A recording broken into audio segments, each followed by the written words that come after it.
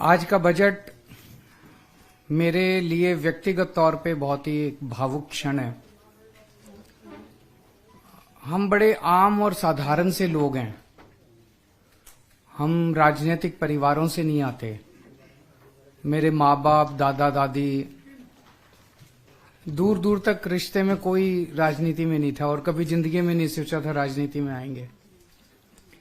दिल्ली वालों का बहुत एहसान था कि उन्होंने हमें इतने बड़े पद पे बिठा दिया और इतनी बड़ी जिम्मेदारी दे दी।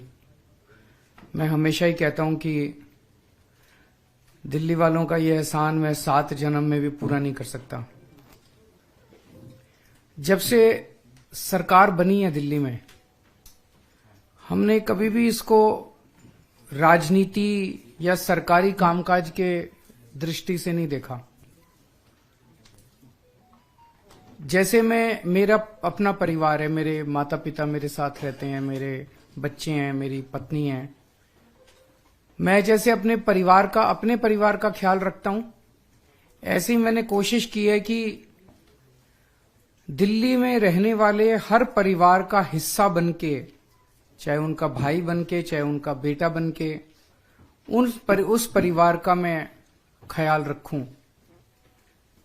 दिल्ली के जितने बच्चे हैं उनको मैं अपना बच्चा मान के उनको अच्छी से अच्छी शिक्षा देने का मैंने कोशिश की है।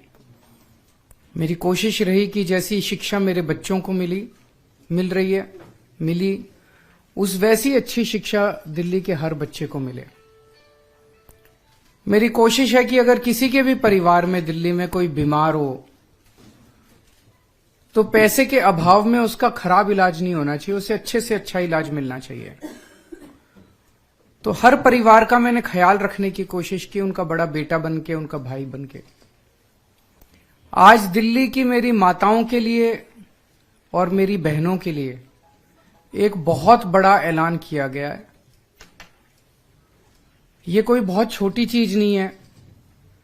महिला सशक्तिकरण के क्षेत्र में मैं समझता हूं ये दुनिया का सबसे बड़ा कार्यक्रम होगा महिला सशक्तिकरण का। बातें बहुत होती हैं, बातें करना बड़ा आसान है, महिला सशक्तिकरण, लेकिन सशक्तिकरण होगा कैसे? सबसे बड़ा सशक्तिकरण तो होता है जब हाथ में पैसा हो, जेब में पैसा हो। जेब में जब पैसा होता है तो आदमी पावरफुल महसूस करता है, पावर महसूस करता है। तो अगर महिलाओं के हाथ में, उनकी जेब में पैसा डालेंगे तभी तो महिलाएं सशक्तिकरण महसूस करेंगी। जो महिलाएं कमाती नहीं है वो खासकर हमारे समाज के अंदर एक बहुत डिसएडवांटेज्ड पोजीशन में रहती हैं।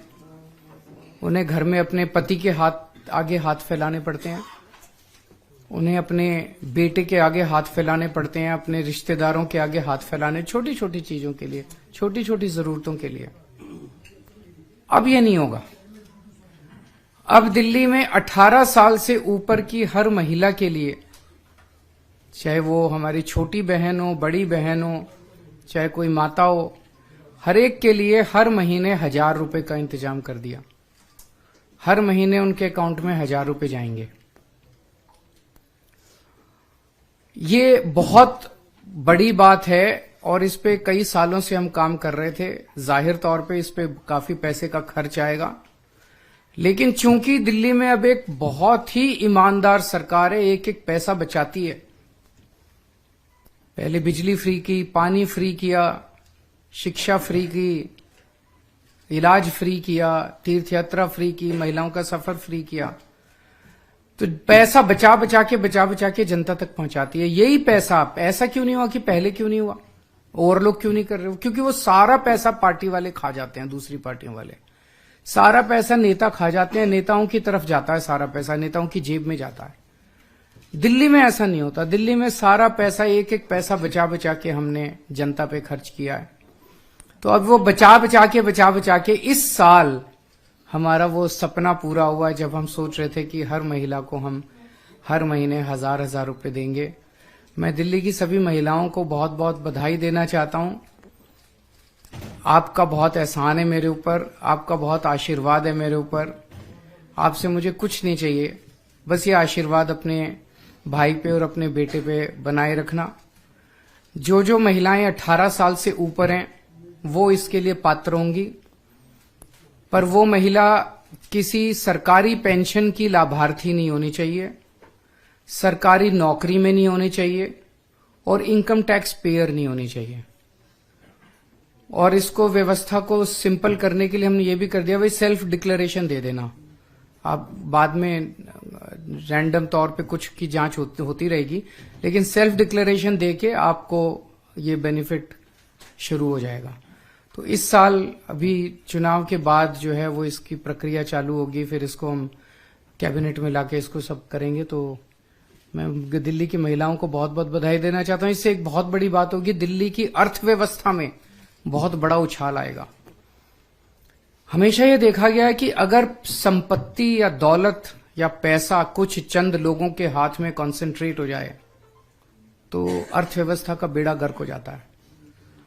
पिछले 75 साल में हमने देखा जितनी भी पार्टियों की सरकार आई उनकी एक ही थ्योरी थी, trickle down theory, trickle down economics.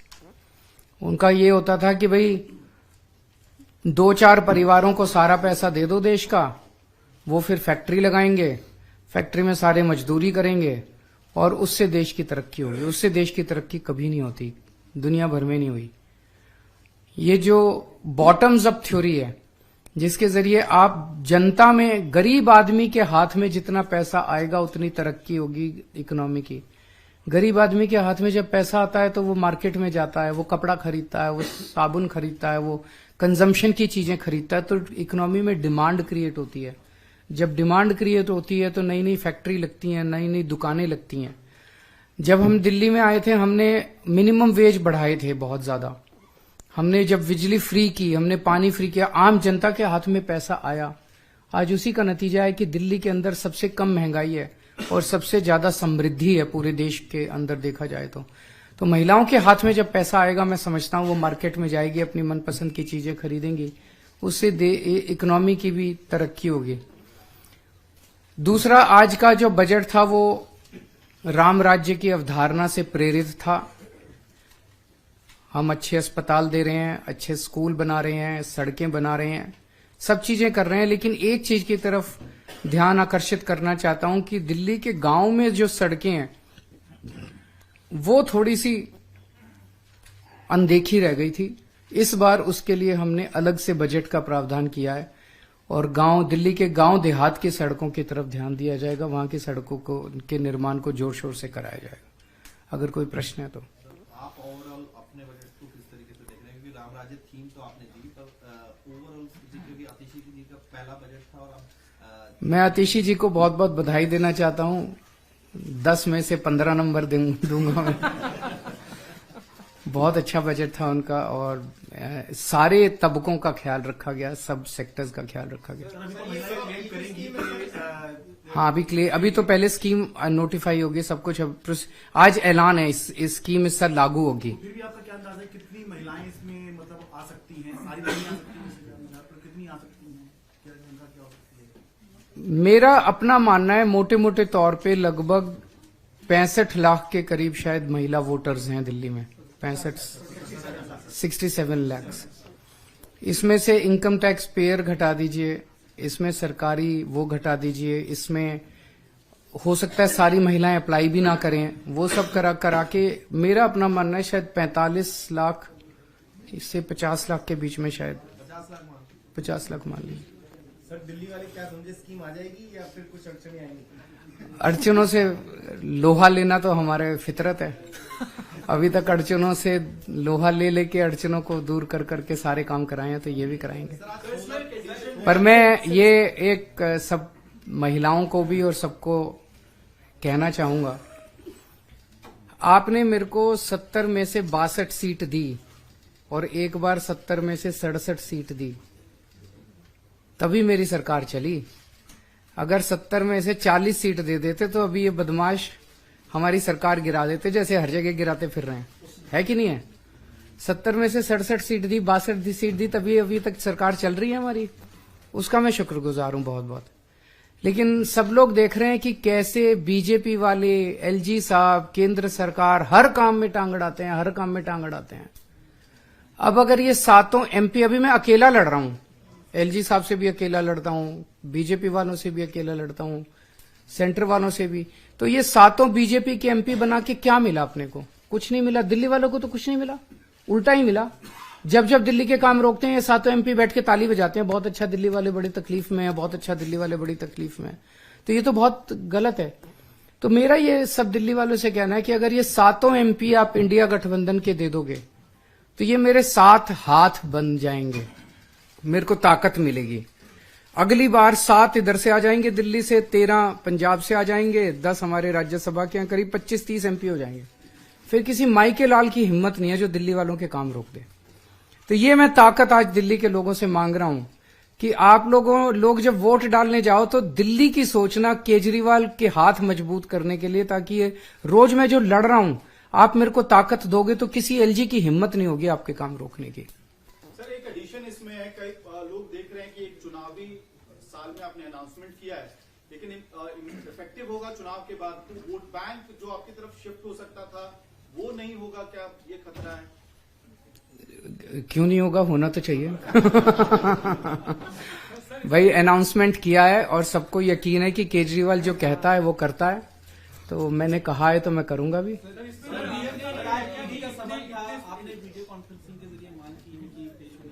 हाँ, मैंने कहा है भाई, मैं हमेशा मेरा स्टैंड ये रहा कि ईडी के जो सम्मन जो आ रहे हैं वो इलीगल हैं, लीगली इनवैलिड हैं।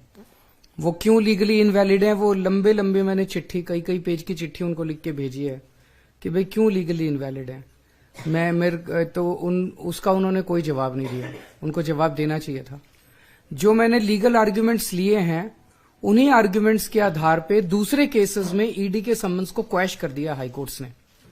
तो अगर उन केसेस में क्वैश किया तो इधर भी ये इनवैलिड हो गया, लेकिन वो नहीं माने, बस सम्मन पे सम्मन। फिर मैंने पिछली बार 2-3 सम्मन के पहले लिखा था मेरा विधानसभा का सत्र चल रहा, बजट सेशन में नहीं आ सकता, तो वो जानबूझ के ऐसी डेट्स पे दे रहे हैं। जैसे पिछली डेट पे दिया, उस दिन मुझे एलजी के अभिभाषण के प्रस्ताव पे मुझे असेंबली में बोलना था, उस डेट को दिया। आज की डेट दी, आज हमारा बजट सत्र था।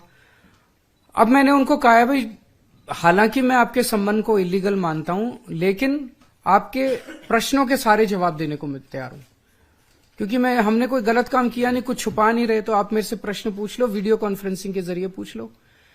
कानून में लिखा है कि ईडी की प्रोसीडिंग्स जुडिशियल प्रोसीडिंग्स हैं। जुडिशियल प्रोसीडिंग मतलब ईडी एक कोर्ट की तरह है, न्यायालय की तरह है। और सुप्रीम कोर्ट के ऑर्डर्स अब हैं, कानून बन गया है भाई, किसी भी कोर्ट के अंदर किसी भी पार्टी को वीसी के जरिए प्रेजेंट होने की अलाउड है। तो अगर मैं कह रहा हूं ये मेरा अधिकार है, अगर मैं कह रहा हूं मेरे को वीसी से अलाउ किया जाना चाहिए, तो मैं समझता हूं जरूर वो अलाउ करेंगे वीसी से, और उनके जितने मेरी जानकारी में है मैं सभी प्रश्नों के जवाब दूंगा।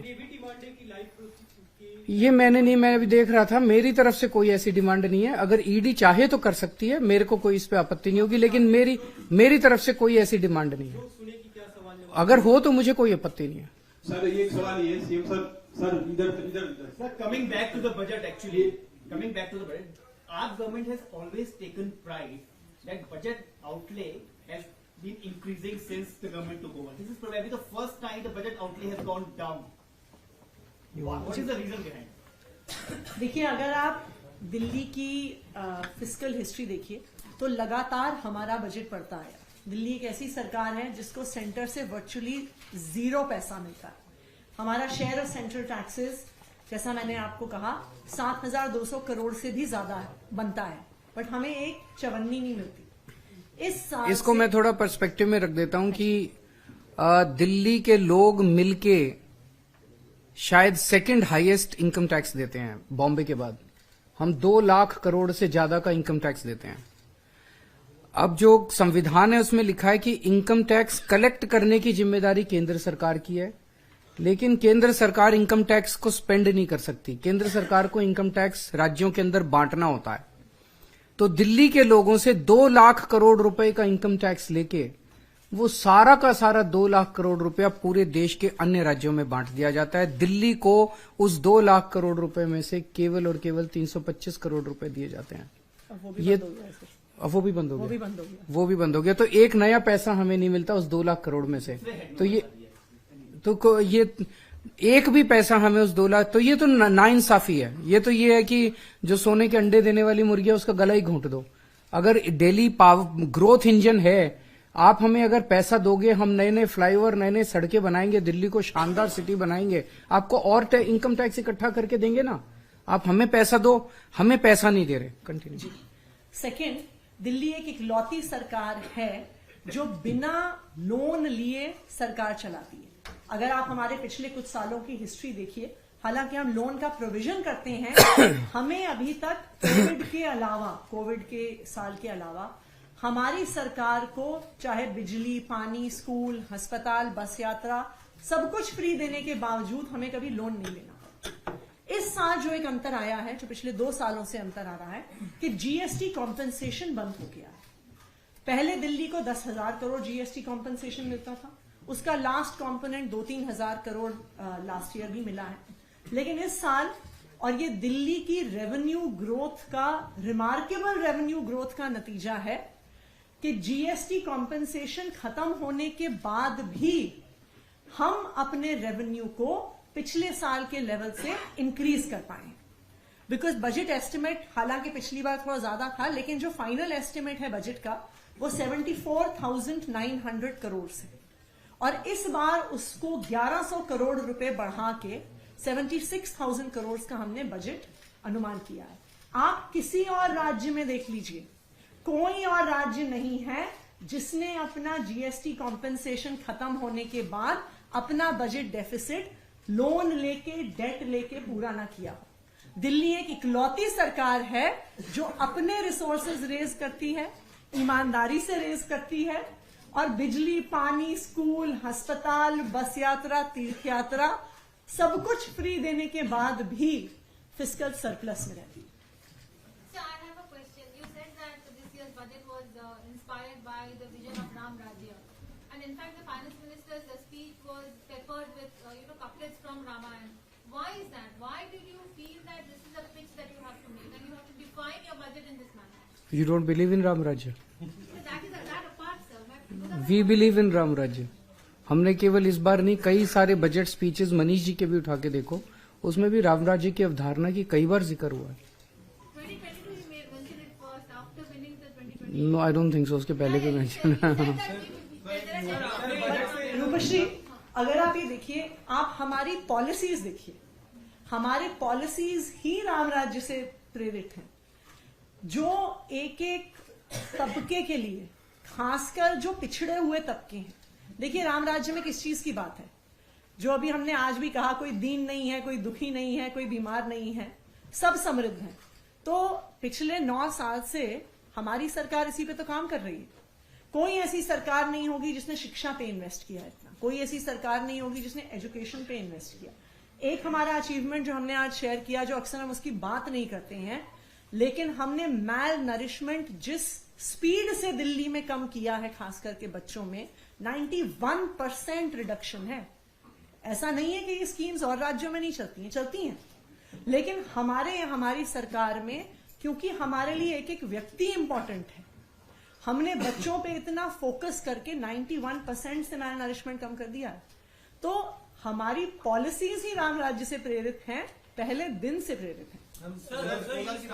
उम्मीदवारों को बदल दिया है दिल्ली में, एक को छोड़कर फिलहाल 5 सीटों में से, क्या कहेंगे जिस तरह से चेहरे बदल रही है?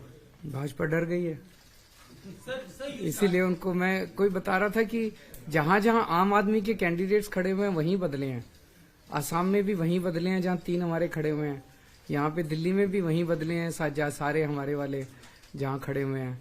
अब देखते हैं कुरुक्षेत्र में किसको देते हैं और गुजरात में Coming back to the budget, budget is not only what you are going to do in the next fiscal, but also the account of what you have done in the past, which you always do.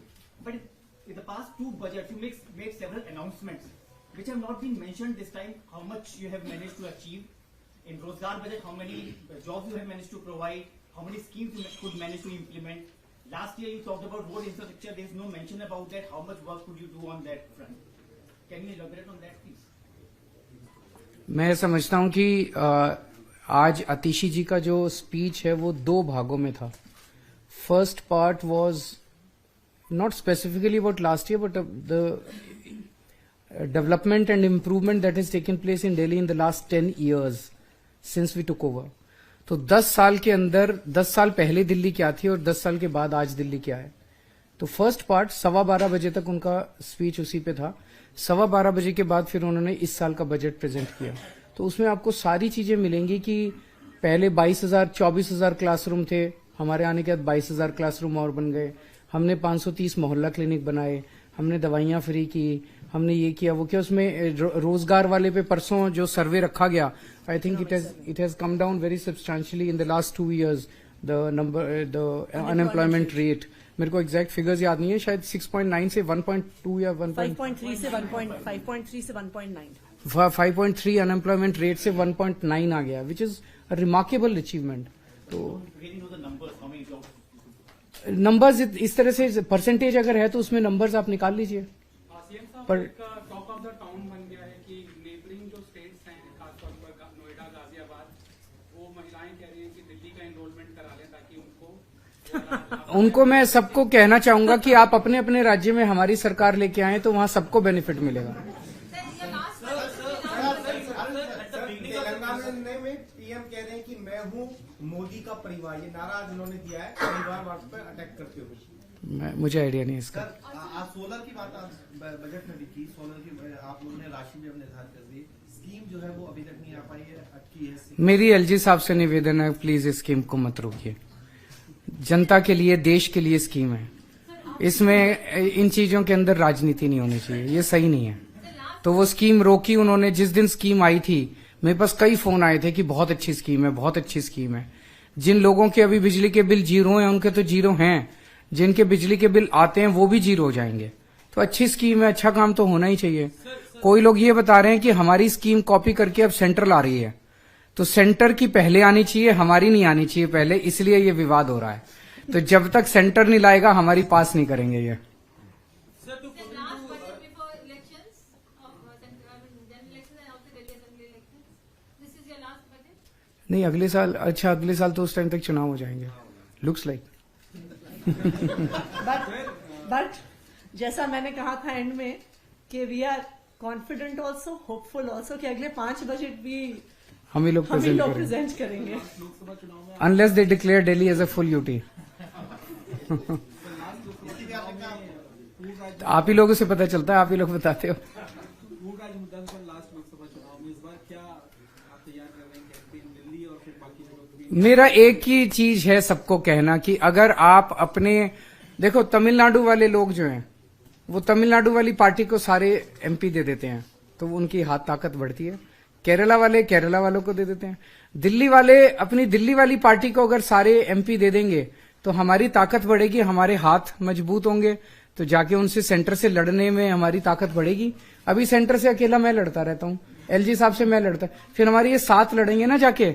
तो मेरी दिल्ली के लोगों को ये गुजारिश है कि आप हमारी ताकत बढ़ाओ। जैसे आपने 62 सीट दी, 67 सीट दी, सर माथे पे आपका आशीर्वाद, लेकिन इसमें भी आप हमें ताकत दो ताकि हम इनसे आपके हक ले। मैं ये 7 सीट अपने लिए नहीं मांग रहा, अपने बच्चों के लिए नहीं मांग रहा कि बच्चों को सेटल करना है इसलिए 7 सीट दे दो। आप ही के बच्चों के लिए मांग रहा हूँ, आप ही की खुशहाली के लिए मांग रहा हूँ, आप ही के परिवार के लिए मांग रहा हूँ, दिल्ली के लिए मांग रहा हूँ। आप मेरे हाथ मजबूत करोगे मैं और आपके लिए काम कर पाऊंगा, है ना। सर मैनिफेस्टो मिलके आएगा क्या 7 सीटों के लिए आम आदमी पार्टी और कांग्रेस का? मेरे को इसका कांग्रेस का ज्यादा आइडिया नहीं है।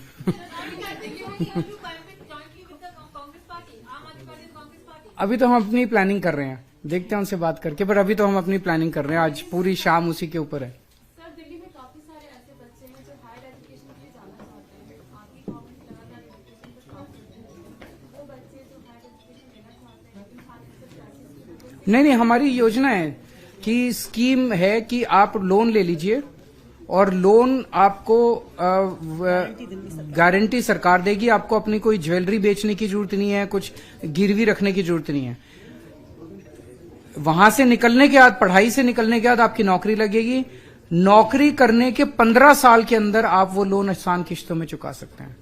तो हायर एजुकेशन में तो दिल्ली के अंदर बहुत अच्छी योजना है ये, उसका प्रचार करना चाहिए हमें। Sir, at the beginning of your press conference, and you have said this time and again that Delhi वाले आपके पूरा परिवार है, आप कोई आपके माँ बाप की तरह है, कोई आपके भाई है। At this point of time on social media, every cabinet minister of the Modi government has been putting out Modi ka parivar in their bracket as they call it कि हम I have no idea. Someone asked this question just now. I have no idea about this. I have not seen this. आप किसको परिवार मानते हैं sir? वो मोदी का परिवार मान रहे हैं, बीजेपी वो शायद अपने कैबिनेट मिनिस्टर्स को अपना परिवार मानते हैं. मैं दिल्ली के 2 करोड़ लोगों को अपना परिवार मानता हूँ.